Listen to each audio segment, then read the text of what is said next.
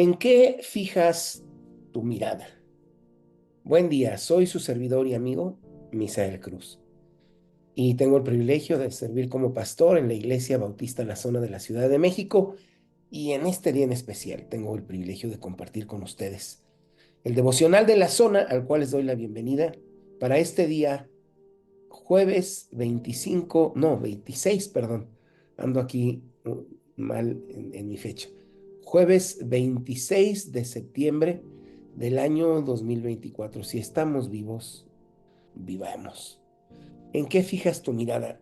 Les voy a compartir una experiencia que tuve en la escuela preparatoria, en la Escuela Nacional Preparatoria número 3, con mi maestro de la materia de dibujo de imitación, el profesor Víctor González Flores. Y el profesor, y pienso yo, porque nunca nos dijo algo en teoría que nos hiciera entender por qué estábamos haciendo lo que estábamos haciendo. Pues era un salón grande y los asientos eran individuales. Y él al frente del salón, sobre un lugar muy alto, todos podíamos ver desde el lugar donde estuviéramos, podíamos ver eso. Y ponía eh, X figura. Recuerdo que había tomado unas botellas de refresco, de este famoso refresco de cola. Me imagino que con calor lo había deformado y lo ponía ahí enfrente. Y él se movía alrededor del salón y veía, marcaba en una hoja dónde estábamos sentados y volteaba y veía que era lo que estábamos viendo, porque nuestro trabajo era duplicar la imagen que estábamos viendo, y calificaba. Obviamente el dibujo que cada uno de nosotros realizaba era diferente, porque cada uno estaba sentado en un lugar distinto. Por poco que cambiara la visión que teníamos de aquel objeto, era diferente. Estábamos sentados en un lugar distinto cada quien lo veía desde un ángulo diferente, y eso era lo que tenía que dibujar uno, darle volumen con base en las tonalidades del color, luces, sombras. Eso calificaba el maestro. A mí, en lo particular, se me hacían ejercicios difíciles, pero me gustaba eso. Y algo que nos dimos cuenta todos, dijimos, no nos podemos copiar. Así como que si no lo terminábamos en un solo día de clase, guardábamos nuestro dibujo, nos íbamos a casa, siguiente clase, nos sentábamos en el mismo lugar, la misma figura en el mismo lugar, y continuábamos nuestro trabajo. Y había compañeros muy buenos para esto del dibujo de imitación. Recuerdo a uno de ellos en especial, Jorge. No recuerdo su apellido en este momento, pero le decíamos el Cebollas. Cárdenas, Jorge Cárdenas. Excelente compañero y amigo, buenísimo para esto del dibujo de imitación, pero decíamos, ni cómo te ayudo. Nos decía, ni cómo te ayude yo. Estoy sentado en un lugar diferente, no estoy viendo lo que tú estás viendo. ¿En qué fijas tu mirada? Vamos a leer la Biblia y nos va a hablar mucho de esto. Por supuesto que no vamos a hablar de la clase de dibujo de imitación, algo mucho más importante. Oramos. Señor, gracias por lo que nos has dicho cada día que venimos a ti, y hoy mismo nos vas a decir algo muy útil, muy valioso.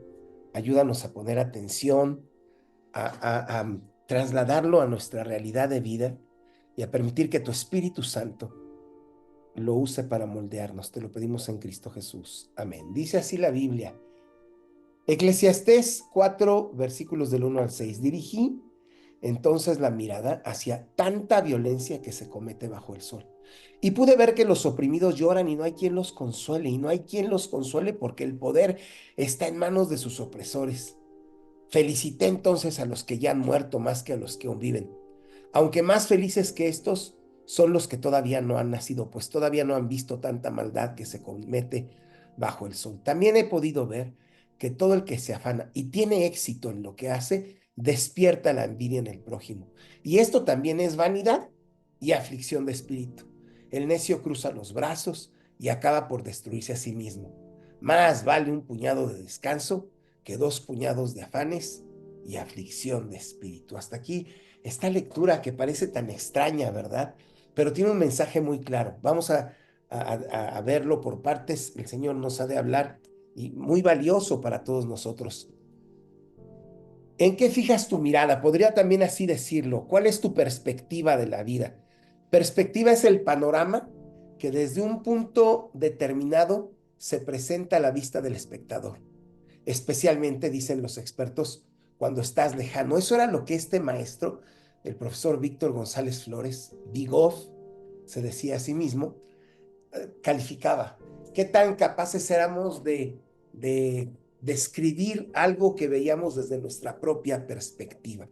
Y el escritor del Eclesiastés aquí pareciera que uno podría decir, y esto está en la Biblia, entonces se contradice la Biblia. No, tiene un mensaje muy claro. Sí, habla con despropósito. Dice que no, hombre, más felices son los muertos que los que están vivos. Y no, más felices todavía los que no han nacido, porque no han visto todavía cuánta maldad hay en este mundo. Y no, hombre, qué desgracia tener éxito en la vida porque lo van a envidiar otros. ¿Qué discurso de tanto despropósito? Pero vamos a ver por qué hablaba así. Dependía de en qué estaba fijando su mirada, de la perspectiva que había escogido tomar. Comienza diciendo, dirigí la mirada hacia tanta violencia que se comete debajo del sol. Claro, si se fija uno nada más en eso, pues por supuesto, con razón decía, no hombre, más felices los que ya se murieron y más felices los que han nacido, los que están vivos, qué pobres diablos los que están vivos. Pero había fijado su mirada nada más en la violencia. ¿Qué? ¿En la vida nada más hay violencia? Vivimos en un país con mucha violencia, vivimos en una ciudad muy violenta. Muchos de nosotros vivimos en el pasado, algunos todavía viven en familias violentas, y cuando uno fija su mirada en eso, pues sí, la vida es una desgracia, mejor me muero. ¿En qué fijas tu mirada?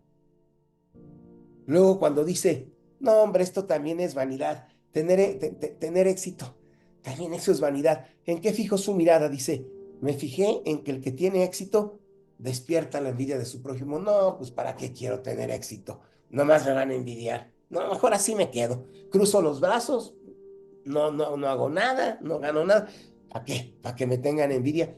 No, ¿en qué fijó la mirada? Y ese es el mensaje que nos da esta parte de la Biblia. ¿Cuál es la perspectiva que decides tener de lo que pasa a tu alrededor? Sí, pasan muchas cosas malas, tristes, feas. No se lo niego. ¿Para qué queremos tapar el sol con un dedo? Pero también pasan muchas cosas buenas, muchísimas. Tengo una hijita que está pasando por una enfermedad muy difícil, sí, sí, y hay momentos en que la veo padecer mucho. Hace rato veníamos de una cita en el médico donde la pusieron en cierta posición y de regreso la vi muy distinto a cuando íbamos.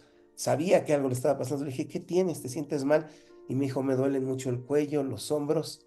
Le dije, ¿estoy manejando mal? Me dijo, no, fue la posición en la que me pusieron.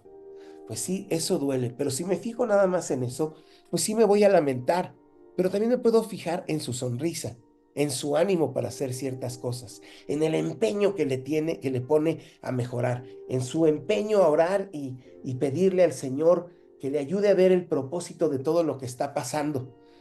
Decidimos en qué fijamos la mirada.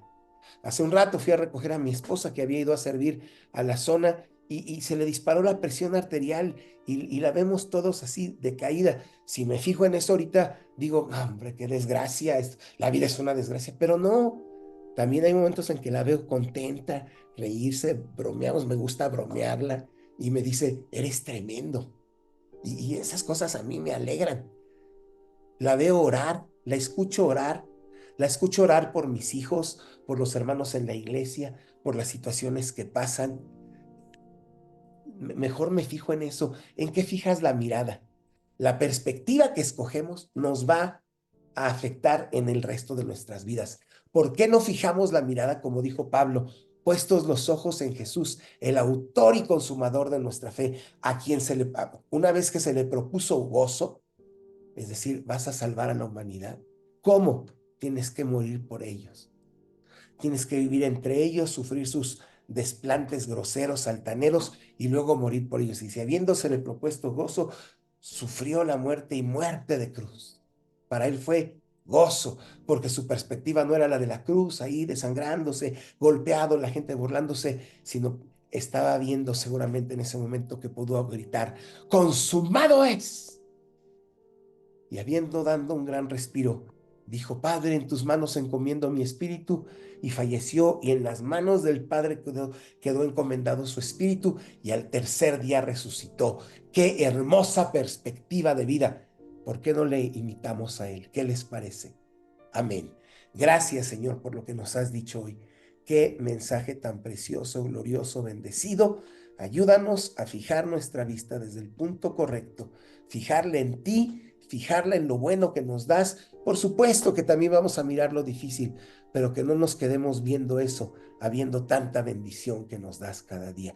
Te lo pido en Cristo Jesús. Amén. Dios les bendiga. De veras espero que esto haya sido de bendición para ustedes. Si así lo fue,